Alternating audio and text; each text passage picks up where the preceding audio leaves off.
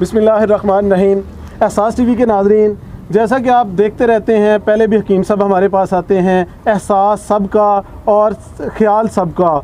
एहसास आपका हर दफ़ा ख्याल भी रखता है और आपकी सेहत के लिए बेहतरीन टिप्स भी लेके आता है। लेकिन आज का जो हमारा प्रोग्राम है वो इस हवाले से नहीं है। आज हम हकीम साहब से जानने की कोशिश करेंगे कि उन्होंने इतनी ज़िंदगी गुजार दी, किन कामों में गुजार दी, किस तरह ये हिकमत में आए, कहाँ से इब्तदाई तालीम हासिल की और कौन कौन से कॉलेजेस वगैरह या यूनिवर्सिटी वगैरह से ये फ़ार्गुल तहसील हुए। हकीम साहब, सबसे पहला कि आप अपने बारे में बताइएगा कि आपका बेसिकली ताल्लुक़ वास्ता है कहाँ से है। अस्सलामु अलैकुम रहमतुल्लाहि व बरकातुहू। मेरा तल्लुक़ तलवंडी के साथ एक गांव है वीर के नौ। वीर के नौ का मैं रहने वाला हूं। इधर के ही हम हैं, माजर नहीं हैं।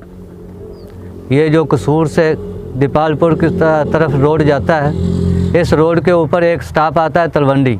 तलवंडी से 3 या 4 किलोमीटर के फासले पर है गांव वीर के नौ। वीर के नौ का मैं रहने वाला हूं और वीर के नौ में ही प्राइमरी स्कूल में तालीम हासिल की।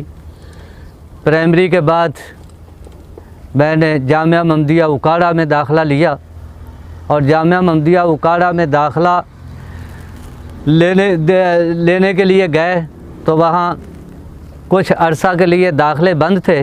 फिर मेरे वालिद मोहतरम जंगा सिंह वाला में एक गांव है मंडी उस्मान वाले के साथ, जंगा सिंह वाला, वहाँ मौलाना हज़रतुल उस्ताद हज़रत मौलाना मोहम्मद यकूब डोगर साहब पढ़ाया करते थे।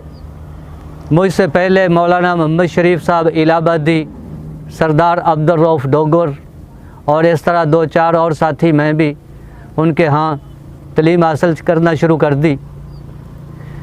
वहाँ से अल्हम्दुलिल्लाह अल्लाह के फजल व करम से मैंने मौलाना मोहम्मद यकूब डोगर साहब की बहुत ज़्यादा खिदमत की और ख़िदमत की वजह से उन्होंने ही अपने पास ही मुझे रखा और तमाम किताबें जो दरसों में पढ़ाई जाती हैं, सारी की सारी किताबें उन्होंने मुझे वहाँ ही जंगा सिंह में पढ़ा दी।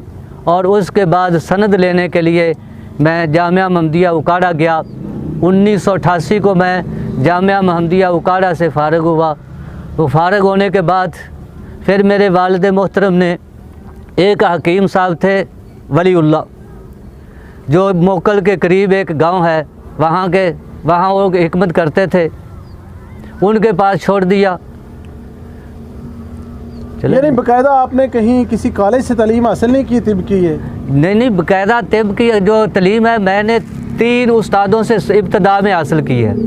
एक उस्ताद से मैंने कुश्ता साजी सीखी, दूसरे उस्ताद से मैंने शरबत बनाना, अर्ग बनाना और नमक वगैरह बनाना सीखा। तीसरे उस्ताद जो थे वो मुस्तकिल प्रैक्टिस किया करते थे, उनके साथ प्रैक्टिस की। और इसके बाद 3 उस्तादों में कम से कम एक पहला जो उस्ताद है उसके पास मैंने 2 साल लगाए। दूसरा जो कुश्ता साजी के माहिर थे उनके पास मैंने 3 साल लगाए। जो हर बीमारी के लिए दवाइयाँ दिया करते थे उनके पास मैंने 2 साल लगाए।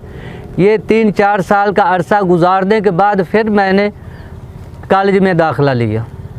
किस कॉलेज में लिया और कब फ़ारिग हुए आप? ये कॉलेज यतीम खाने में उस वक़्त था। यतीम खाना लाहौर? यतीम खाना लाहौर। वहाँ मैंने 4 साल का कोर्स किया और कोर्स करने के मैं जाता तो पढ़ने के लिए था। मेरी इस प्रैक्टिस या काम पहले सीखने की वजह से उस्ताद मुझसे जो उस वक़्त तालिब इल्म हुआ करते थे उनके सामने कुश्ता साजी का अमल दोहराया करते थे कि इनको फ़लाँ कुश्ता बनाने सिखाओ, फ़लाँ सिखाओ, फ़लाँ सिखाओ। उसी वजह से आज तक भी अगर कोई हकीम मुझसे कुश्ते के मतलब पूछता है तो मैं उसको कहता हूँ आप मेरे पास आ जाएं। उसको पास बिठा के अल्हम्दुलिल्लाह हर तरीक़ाकार उसको बता देता हूँ, समझा देता हूँ। उस तरीके से वो अपना इलाज शुरू कर लेता है। कितनी देर हो गई, कितनी मुद्दत गुजर गई आपको ये हिकमत करते हुए? ये देखें, मैंने 1988 को जामिया महमदिया से फ़ारिग हुआ। उसके बाद और से लेकर आज तक यही काम करता चला आ रहा हूँ। तो हकीम साहब, आपने आलम होने का कोर्स किया, आप दरस निज़ामी करके आए, मदरसों में गए, लेकिन वो काम छोड़ के, मसनद छोड़ के आपने ये हिकमत का काम क्यों शुरू किया? क्या आपको इसमें पैसे नज़र आए? इस पैसों के लालच में चले गए कि आपने वो मसनद में तो पैसे नहीं मिलते? नहीं, मैंने ना पहले मस्जिद को छोड़ा है ना आज छोड़ा है। जब से मैं जामिया महमदिया से फ़ारिग हुआ हूँ। किसी न किसी जगह पर मैंने बिल्कुल किसी किस्म के लालच के बगैर जुमे का खुतबा दिया है और मुस्तकिल इमामत मैंने किसी जगह भी नहीं की।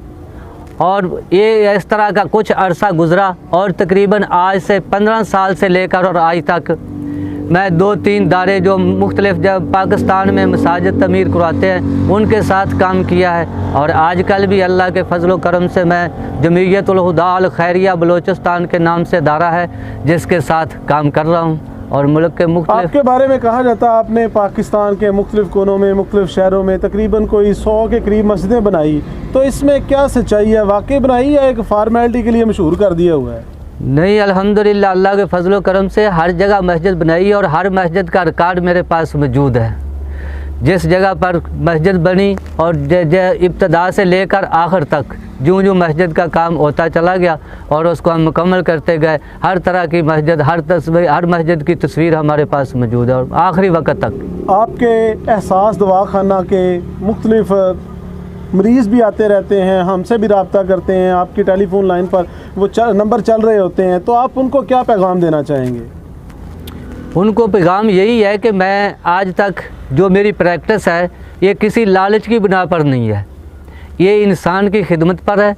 और बेशुमार दोस्तों ने, टीवी वालों ने मेरे इंटरव्यू किए हैं, जो उनको मैंने नुस्खे बताए हैं, आज तक अल्लाह की रहमत और फजल से आपको किसी किताब से वो नुस्खे नहीं मिलेंगे, क्योंकि ये मेरे पास सीना बसीना नुस्खे आए हैं। मेरे वालिद साहब भी हकीम थे, मेरे दादा साहब भी हकीम थे, मगर उन्होंने ख़ुद मुझे अपने पास नहीं रखा, दूसरे हकीमों के पास छोड़ा और उनसे मैंने 3 मेरे उस्ताद हैं जिनसे मैंने मुख्तलिफ़ किस्म के नुस्खाजात हासिल किए और प्रैक्टिस की। लोगों को ज़्यादातर बताना ही बेहतर समझता हूँ ताकि मेरे पास कम ही लोग आएँ, मुझे फ़ोन से रब्ता करके मुझसे पूछ लें और अल्लाह की रहमत और फजल से जिस तरह मैं बताऊँगा उस तरीके से वो अपना इलाज और वो दवाई बना के इस्तेमाल कर लें। अल्लाह पाक उसको 100% शफा अता फरमाएगा इंशाअल्लाह। बहुत शुक्रिया हकीम साहब।